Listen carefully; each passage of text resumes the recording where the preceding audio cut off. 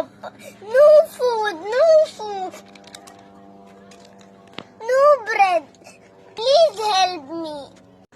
ഇതുപോലെയുള്ള നൂറുകണക്കിന് പിഞ്ചു കുഞ്ഞുങ്ങളുടെ കരച്ചിൽ ദിഗന്ധങ്ങളെ കീറിമുറിച്ചിരിക്കുന്നു. മരിച്ചു മരവിച്ചു പോയ മനുഷ്യത്വം സടകുടഞ്ഞെഴുന്നേറ്റു നിൽക്കുന്നു.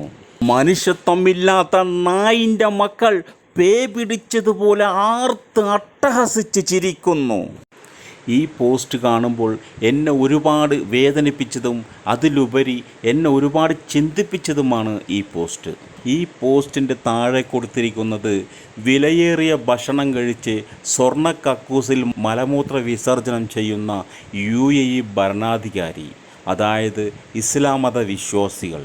മേലെ കാണുന്ന പോസ്റ്റ് മനുഷ്യത്വം നിറഞ്ഞ ഒരു മനുഷ്യൻ്റെ പോസ്റ്റാണത്.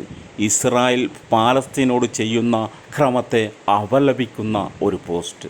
പാലസ്തീൻ പതാകയ്ക്ക് മുന്നിൽ പാലസ്തീന് ഐക്യദാർഢ്യം പ്രഖ്യാപിച്ചുകൊണ്ട് മനുഷ്യത്വം നിറഞ്ഞ ഇസ്ലാം മത വിശ്വാസിയല്ലാത്ത ആ മനുഷ്യനായിരിക്കാം അള്ളാഹുവിൻ്റെ മുമ്പിൽ ഒന്നാം സ്ഥാനം. ഇസ്രായേൽ എന്ന അക്രമരാഷ്ട്രത്തിൻ്റെ മിസൈൽ ഏറ്റുവാങ്ങിക്കൊണ്ട് പിഞ്ചു മക്കൾ ഉൾപ്പെടെ നൂറുകണക്കിന് ആളുകളാണ് പാലസ്തീൻ്റെ മണ്ണിൽ പിടഞ്ഞു വീണ് മരിക്കുന്നത്.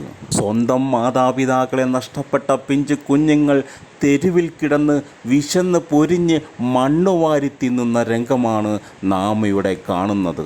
ലോകത്ത് ഏറ്റവും സാമ്പത്തികമുള്ള രാഷ്ട്രം ഏതാണെന്ന് ചോദിച്ചാൽ നിഷ്പ്രയാസം നമുക്ക് വിരൽ ചൂണ്ടാം.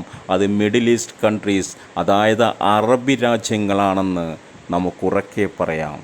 ലോകത്തെ ആദിമ മനുഷ്യർക്ക് പോലും മണ്ണുവാരി തിന്ന് വിശപ്പടക്കേണ്ട ഗതി ഉണ്ടായിട്ടില്ല.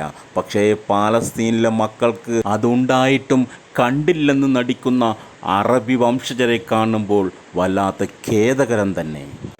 ഈ വിശന്നു പൊരിഞ്ഞ് കരയുന്ന ഈ പൊന്നുമകനെ കാണുമ്പോൾ മനുഷ്യത്വമുള്ളവർ കരഞ്ഞു പോകും. ഭക്ഷണത്തിൻ്റെ വില എന്താണെന്നറിയാത്തവർക്ക് പാലസ്തീൻ പറഞ്ഞു തരും.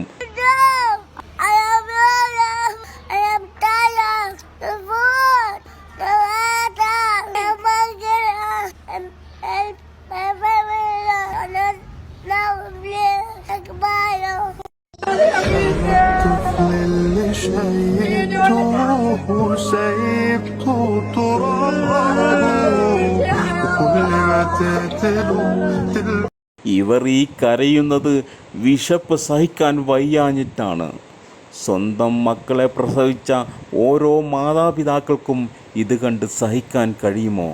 ഇസ്രായേൽ എന്ന ലോകത്തെമ്മാടികൾക്ക് മറുപടിയുമായി ഇറാൻ്റെ ഉരുക്ക് മുഷ്ടിയായ ആയത്തുള്ള ഖമേനി എന്ന ഉരുക്ക് മനുഷ്യൻ ഇറങ്ങിത്തിരിച്ചപ്പോൾ ഇസ്രായേൽ ഭസ്മമായി പോയിരിക്കുന്നു.